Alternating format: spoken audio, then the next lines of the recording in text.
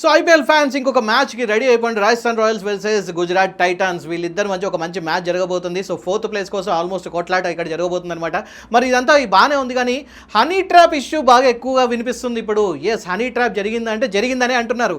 అంతెందుకు, రీసెంట్గా one of the girl friends, ఇప్పుడు చాలామంది గర్ల్ ఫ్రెండ్స్ వీళ్ళతో పాటు ట్రావెల్ చేస్తున్నారు ప్లేయర్స్తో పాటు, అయితే వాళ్ళల్లో ఒకరు ఆల్రెడీ టీమ్కి సంబంధించిన కొన్ని సీక్రెట్స్ని బయట లీక్ చేశారు అని చెప్పి కూడా అంటూ ఉన్నారు. కాబట్టి దీని మీద బీసీసీఐ కూడా చాలా సీరియస్ స్ట్రిక్ట్ యాక్షన్ తీసుకుంది. అండ్ ఇప్పుడు ఎవరెవరైతే గర్ల్ ఫ్రెండ్స్ ఉన్నారో వాళ్ళందరూ డిక్లరేషన్ ఇవ్వాలి అని చెప్పి అన్నారు. అండ్ అంతేకాకుండా హోటల్ రూమ్స్లోకి ఎవరిని పడితే వాళ్ళు రానివ్వకూడదు, డగ్అవుట్లో ఎవరు మాట్లాడకూడదు అని ఇలా చాలా రూల్స్ పెట్టారు. మొత్తానికైతే హనీ ట్రాప్లో ఎవరైనా చిక్కుకున్నారంటే ఛాన్సెస్ ఉన్నాయని చెప్పి అంటున్నారు. అండ్ మోర్ ఓవర్ ఇప్పుడు గర్ల్ ఫ్రెండ్స్తో ఎవరు ట్రావెల్ చేస్తూ ఉన్నారు, ఈ ఇష్యూస్ అన్నీ ఏంటి, దీని గురించి ఆల్రెడీ ఒక వీడియో చేశాను. ఈ వీడియో ఎండ్లో మీకు ఆ వీడియో లింక్ కనిపిస్తుంది, తప్పకుండా ఆ వీడియో చూడండి. అండ్ ఈ మ్యాచ్లో ఎవరు గెలవబోతున్నారు, ప్లేయింగ్ 11 ఎవరి మీద నమ్మకం పెట్టుకోవచ్చు, ఏ బ్యాట్స్మెన్ బాగా ఆడబోతున్నారు, ఏ బౌలర్ చాలా బాగా ఆడబోతున్నారు, పిచ్ ఎలా ఉండబోతుంది, అండ్ టాస్ ఏం చెప్తుంది, అండ్ ఓవరాల్గా ఎవరు గెలవడానికి ఆస్కారం ఉంది, వాటన్ని విషయాలు మీకు క్లియర్ కట్గా చెప్తాను. కాబట్టి మిస్ చేసుకోకుండా వీడియోని చివరి వరకు చూడండి. So let start. ప్రస్తుతం ఉన్న ఫామ్ ఎలా ఉంది, ప్రస్తుతం ఉన్న సిచ్యువేషన్ ఎలా ఉందని చూస్తే రాజస్థాన్ రాయల్స్ పాయింట్ టేబుల్లో 4th ప్లేస్లోకి వచ్చింది. మొన్నటి దాకా టాప్ 1లో దూసుకుపోయారు, కాకపోతే ఇప్పుడు మాత్రం 4th ప్లేస్కి వచ్చేసారనమాట. 12 పాయింట్స్తో ఉన్నారు. నెట్ రన్ రేట్ చూసుకుంటే +0.510 ఉందన్నమాట. సో రీసెంట్ ఫామ్ కూడా చూసుకోవచ్చు, ఒకటి గెలిస్తే ఒకటి ఓడిపోతూ కొంచెం ఇబ్బంది పడుతూనే ఉన్నారు. అండ్ గుజరాత్ టైటాన్స్ చూసుకుంటే 5th పొజిషన్లో ఉన్నారు 12 పాయింట్స్తోని, -0.147 నెట్ రన్ రేట్తో ఉన్నారనమాట. రీసెంట్ ఫామ్ కూడా చూసుకుంటే బ్యాక్ టు బ్యాక్ విన్ అవుతూ ఒక 2 మ్యాచ్లు ఓడిపోయి ఉన్నారు. ఒకసారి హెడ్ టు హెడ్ చూసుకుందాం. Rajasthan Royals versus Gujarat Titans వీళ్ళిద్దరి మధ్య ఇప్పటికీ ఎన్ని మ్యాచ్లు జరిగాయంటే 9 మ్యాచ్లు జరిగాయి. అందులో గుజరాత్ టైటన్స్ 6 టైమ్స్ గెలిచింది, రాజస్థాన్ రాయల్స్ కేవలం 3 టైమ్స్ మాత్రమే గెలిచింది. సో ఓవరాల్గా హిస్టరీ ప్రకారం తీసుకుంటే మాత్రం రాజస్థాన్ రాయల్స్ ఇక్కడ 3 సార్లు మాత్రమే గెలిచింది. సో ఇప్పుడు ఇద్దరు జట్లు కూడా 12 పాయింట్స్తోని ఉన్నప్పటికి కూడా ఫామ్ ఇంకా చరిత్ర మొత్తం చూసుకుంటే గుజరాత్ టైటన్స్ వైపే ఎక్కువ మ్యాచ్ గెలిచే అవకాశం కనిపిస్తుంది. ఒకసారి పిచ్ రిపోర్ట్ చూసుకుంటే బ్యాటర్లకి ఇది ఒక మంచి హెవెన్లీ పిచ్. ఇక్కడ యావరేజ్ ఫస్ట్ ఇన్నింగ్స్ స్కోరే 212 వచ్చే అవకాశం ఉందన్నమాట. అండ్ అంతేకాకుండా ఇక్కడ పేసర్లకు కాస్త ఆధిపత్యం ఎక్కువ దొరికే అవకాశం ఉంది. 35 వికెట్లు ఇప్పటి వరకు పేసర్లు ఇక్కడ వికెట్ తీశారు ఇదే పిచ్ మీద ఈ ఐపీఎల్ సీజన్లో. అండ్ స్పిన్నర్లకు కేవలం 17 వికెట్స్ మాత్రమే వచ్చింది. కాబట్టి ఇక్కడ పేస్ బౌలింగ్ వేసే వాళ్ళకి మాత్రమే ఎక్కువ వికెట్లు వచ్చే అవకాశం ఉంది. అండ్ తేమ కూడా చాలా తక్కువగానే ఉంది, 14 to 20% మాత్రమే ఉందన్నమాట. సో మంచి ప్రభావం చాలా తక్కువ ఉంది కాబట్టి బౌలర్లకు బంతి మీద మంచి గ్రిప్ లభిస్తుంది. అండ్ స్పిన్నర్లకి కాస్త వికెట్లు దొరికినా కూడా పేసర్లకు మాత్రం ఎక్కువ వికెట్లు దొరికే అవకాశం ఉంది. అండ్ టాస్ ఇంపాక్ట్ ఒకసారి చూసుకుంటే మాత్రం ఇక్కడ ముందుగా బౌలింగ్ చేయడమే బెటర్ అని చెప్పి అంటూ ఉన్నారు. ఎందుకంటే ముందుగా బౌలింగ్ చేసిన వాళ్ళు మాత్రమే ఇప్పటి వరకు 52 నుంచి 55% గెలిచిన అవకాశాలు ఉన్నాయి. అండ్ ముఖ్యంగా లాస్ట్ 6 మ్యాచెస్లో 4 మ్యాచ్లు చేజింగ్ చేసిన వాళ్ళు మాత్రమే గెలిచారు. కాబట్టి ఇక్కడ చేజింగ్ చేయడానికి ఎక్కువ ఛాన్స్ ఉందన్నమాట.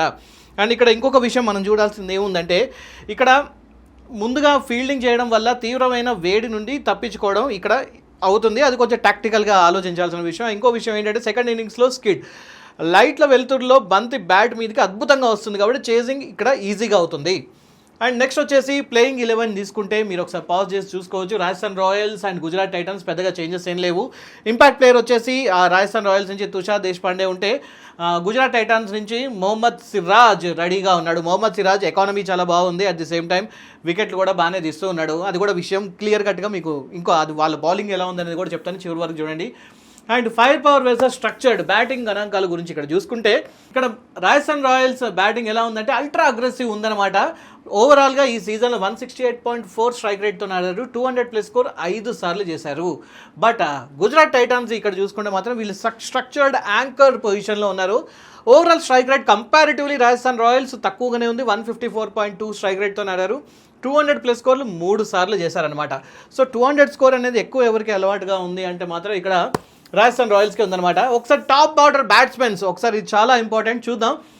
వైభవ్ సూర్యవంశీ రాజస్థాన్ రాయల్స్ 404 రన్ చేశాడు, ఇప్పటికీ 237.64 స్ట్రైక్ రేట్తో ఉన్నాడు. తప్పకుండా హాఫ్ సెంచరీ అన్న చేయడానికి రెడీగా ఉన్నాడు. యశస్వి జైస్వాల్ కూడా ఆదుకోవడానికి రెడీగా ఉన్నాడు, 312 రన్ చేశాడు, ఇప్పటికీ 159.18 అంటే ఆల్మోస్ట్ 160 స్ట్రైక్ రేట్తో ఆడుతున్నాడు. ధ్రువ్ జురైల్ అగైన్ 290 రన్స్ 151 స్ట్రైక్ రేట్తో ఆడుతున్నాడు. అండ్ డొనోవన్ ఫెరీరా వచ్చేసి 229 రన్ చేశాడు, 177 స్ట్రైక్ రేట్తో ఆడుతూ ఉన్నారనమాట. సో రాజస్థాన్ రాయల్స్లో నుంచి వీళ్ళు తప్పకుండా ఆడే అవకాశం కనిపిస్తుంది. At the same time Gujarat Titans కూడా ఇక్కడ స్ట్రాంగ్గానే ఉంది. సాయి సుదర్శన్ 385 రన్ చేశాడు, 158 స్ట్రైక్ రేట్తోని. శుభ్మన్ గిల్ వచ్చేసి 378 రన్ చేశారు, అగైన్ 154 స్ట్రైక్ రేట్తోని. Jos Buttler 335 runs, 152 strike rate. And Washington Sundar కూడా 200 రన్స్ చేశాడు, 148 స్ట్రైక్ రేట్తో చేశారనమాట. అండ్ నెక్స్ట్ వచ్చేసి మనం ఇక్కడ బౌలింగ్ ఎలా ఉంది, ఎవరిది ఎలా ఉంది అనేది కూడా చెప్తాను ఇప్పుడు. ఇక్కడ రాజస్థాన్ రాయల్స్కి సంబంధించి చాలా వరకు క్రమశిక్షణతో వీళ్ళు బౌలింగ్ వేస్తున్నారు. వీళ్ళ బౌలింగ్ ఎకానమీ చాలా బెటర్గా ఉంది, 9.42. వేరాజ్ గుజరాత్ టైటాన్స్ మాత్రం 10.15 ఎకానమీ ఉంది. కాబట్టి దీని గురించి కాస్త ఆలోచించుకోవాలి.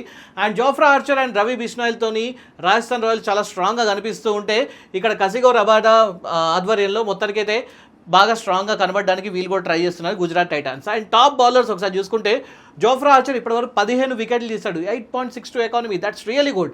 రవి బిష్నాయ్ కూడా 11 వికెట్లు తీశాడు, 9.88 ఎకానమీతో పర్లేదు అనిపిస్తున్నాడు. అండ్ నాండ్రే బర్గర్ కూడా చూసుకుంటే 9 వికెట్స్, 10.33 ఎకానమీ దగ్గర కాస్త జాగ్రత్తగా ఉండాలి Nandre Burger. And Ravindra Jadeja 7 వికెట్లు తీశాడు, తక్కువ economy. So Ravindra Jadeja middle ఓవర్స్లో తప్పకుండా రన్స్ని కాస్త ఆపే అవకాశం కనిపిస్తుంది. అండ్ కగిసో రబాడా చూసుకుంటే ఇటు గుజరాత్ టైటాన్స్ నుంచి 16 వికెట్లు తీశాడు, 9.23 ఎకానమీ. వికెట్లు ఎంత బాగా తీస్తున్నాడో ఎకానమీ కూడా కొంచెం పర్లేదు అన్నట్టుగానే ఉంది. ప్రసిద్ధ్ కృష్ణ అగైన్ 12 వికెట్లు తీశాడు, 10.34 ఎకానమీ. మొహమ్మద్ సిరాజ్ 11 వికెట్లు తీశాడు అండ్ ఎకానమీ చాలా తక్కువ ఉంది, 8 ఉంది. రషీద్ ఖాన్ 11 వికెట్లు, 8.27 వికెట్స్తో ఎకానమీతో ఉన్నాడనమాట. సో ఓవరాల్గా బౌలర్స్ కూడా ఎలా ఉన్నారన్న సంగతి మీకు అర్థమైంది ఇప్పుడు. అండ్ ఒకసారి వారం చూసుకుందాం ఎవరి దగ్గర ఏ పవర్స్ ఉన్నాయి అండ్ ఒకసారి దాన్ని కంపేర్ చేసి చూద్దాం. ఇక్కడ మీకు మ్యాప్ కనిపిస్తుంది, పింక్ కలర్ వచ్చేసి Rajasthan Royals and golden colour వచ్చేసి మన గుజరాత్ టైటాన్స్ అనమాట. ఎవరు ఎక్కువ ఎక్కడ డామినేట్ చేస్తున్నారని చూస్తే బ్యాటింగ్ పవర్లో తప్పకుండా రాజస్థాన్ రాయల్సే ఇక్కడ డామినేట్ చేస్తుంది. అండ్ ఫినిషింగ్లో కూడా అంటే డెత్ ఓవర్స్లో కూడా ఇక్కడ తప్పకుండా రాజస్థాన్ రాయల్సే డామినేట్ చేస్తుంది. బట్ గుజరాత్ టైటాన్స్ ఎక్కడ స్ట్రాంగ్ ఉన్నారంటే వాళ్ళు బౌలింగ్లో స్ట్రాంగ్గా ఉన్నారు అండ్ ప్రాపర్గా కన్సిస్టెన్సీతో ఆడుతున్నారు. సో దీన్ని బట్టి మనం అర్థం చేసుకోవాల్సిన విషయం ఏంటంటే ఇద్దరు కూడా హేమీలు.